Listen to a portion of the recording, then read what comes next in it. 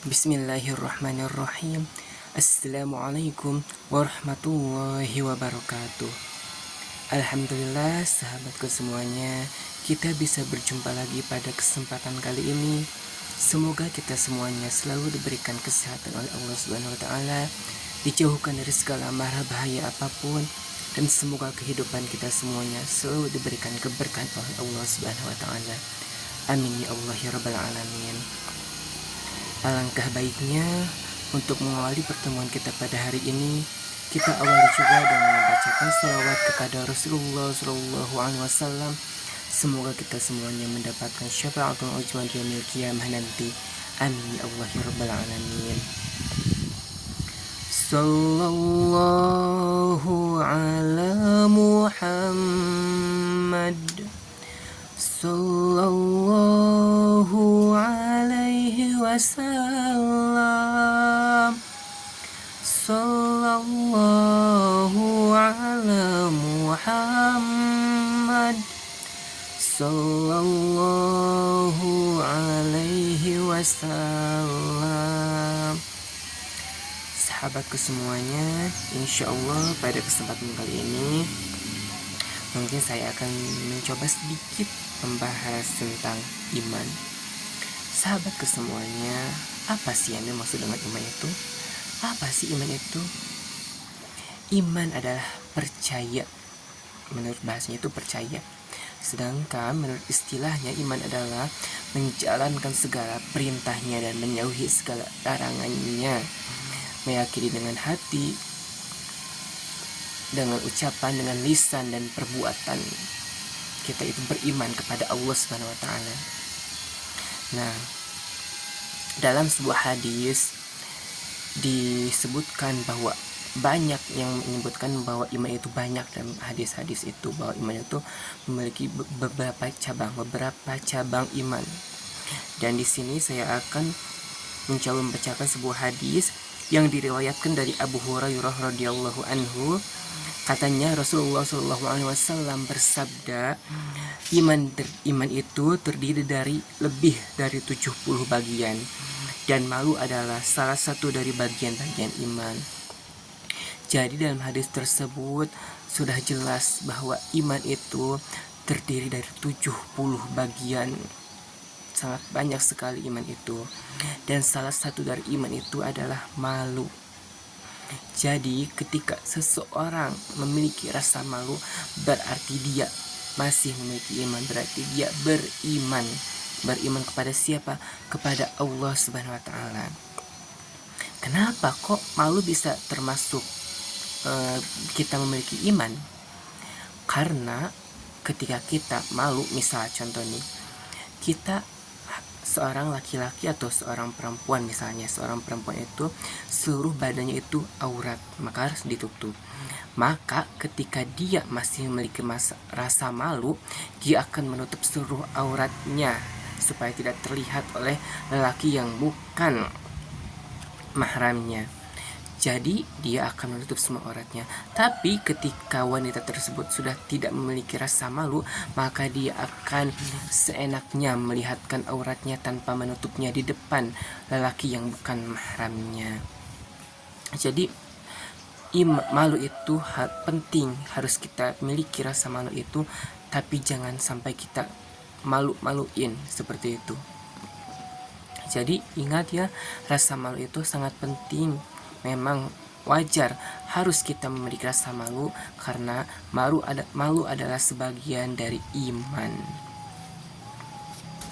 Dalam sebuah hadis selanjutnya juga, untuk memperkuat bahwa memang iman itu banyak dan memang malu itu adalah bagian dari iman, hadis yang selanjutnya juga hadis yang diriwayatkan dari Imran bin Husaini radhiyallahu anhu.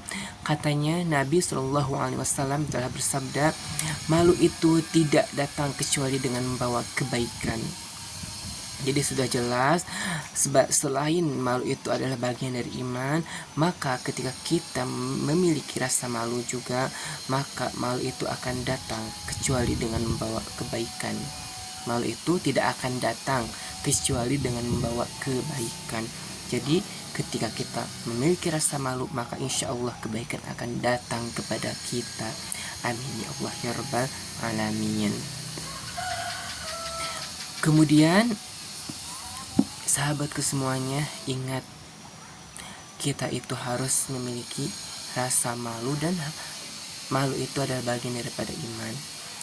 Dan sahabatku semuanya, bukankah kita sudah tahu bahwa rukun iman itu ada 6.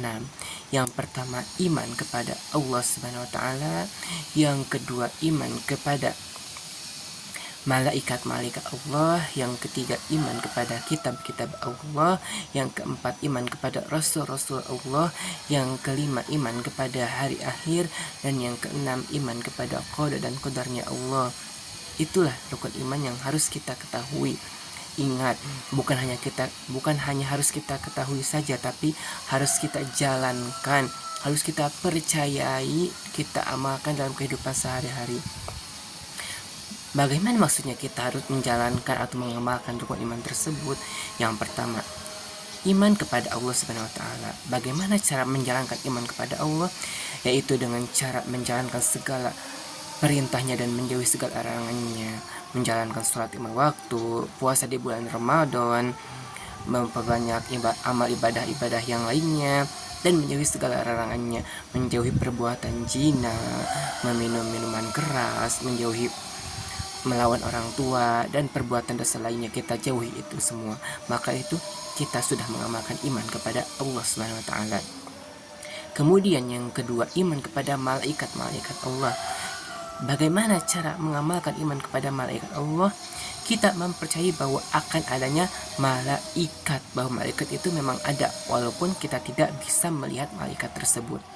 Dan ingat, malaikat itu seluruhnya kita tidak mengetahui jumlahnya berapa seluruh malaikat, tapi malaikat yang wajib kita ketahui itu ada 10. Yaitu siapa saja yang 10 itu? Yaitu Jibril, Mikail, Israfil, Ijrail, Munkar, Nakir, Rokib, Atid, Malik, Ridwan. Itulah malaikat yang 10 yang wajib kita ketahui.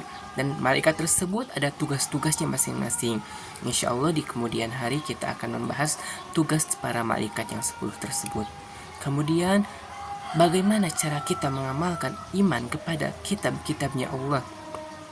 Ingat, kitab-kitab Allah itu banyak. Kitab yang Allah turunkan ke dunia ini banyak.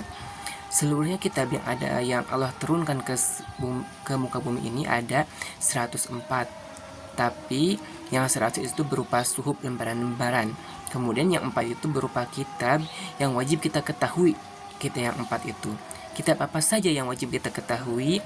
Yaitu kitab Injil yang diturunkan kepada Nabi Isa, kitab Taurat yang diturunkan kepada Nabi Musa, kitab Zabur yang diturunkan kepada Nabi Daud, dan kitab Al-Quran yang diturunkan kepada Nabi kita, Nabi Muhammad Sallallahu Alaihi Wasallam.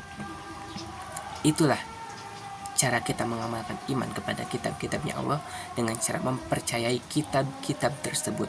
Kemudian bagaimana cara kita beriman, mengamalkan iman kita kepada Rasul-Rasul Allah? Kita percaya bahwa Rasul itu ada. Kita tahu bahwa Rasul Allah adalah utusan Allah. Ada berapa jumlah Rasul? Jumlah Rasul itu banyak. Jumlah Rasul itu ada yang menyebutkan 313, ada yang menyebutkan 314, ada yang menyebutkan 315. Tapi berapa saja jumlahnya itu semuanya benar, asalkan sumbernya jelas dari mana sumbernya. Jadi yang jelas jumlah Rasul itu semuanya ada yang menyebutkan 313, ada yang menyebutkan 314, ada juga yang menyebutkan 315. Semuanya juga benar asalkan dari sumbernya juga jelas. Kemudian Rasul yang wajib kita ketahui itu ada 25. Rasul dan Nabi itu ada 25 yang wajib kita ketahui, dan itu harus kita percayai. Kemudian bagaimana cara kita mengamalkan iman kepada hari akhir? Yaitu cara mengamalkannya bahwa kita harus percaya bahwa hari kiamat itu akan datang, namun kita tidak tahu kapan waktunya, tapi kita harus mempersiapkan diri untuk menghadapi hari kiamat tersebut, bahwa memang betul hari kiamat akan datang pada waktunya. hanya Allah yang mengetahui kapan waktunya. Kemudian bagaimana cara kita mengamalkan iman kepada qada dan qadar Allah? Caranya yaitu dengan meyakini bahwa takdir baik maupun buruk itu datangnya dari Allah Subhanahu wa taala, karena memang Allah sudah menakdirkan, sudah mencatat takdir kita baik buruknya sudah Allah catat, datangnya dari Allah Subhanahu wa taala. Mungkin itu saja yang dapat saya sampaikan pada kesempatan kali ini. Semoga ada manfaatnya. Kurang lebihnya mohon maaf. Wallahu muwaffiq ila aqwamit thoriq. Wassalamualaikum warahmatullahi wabarakatuh.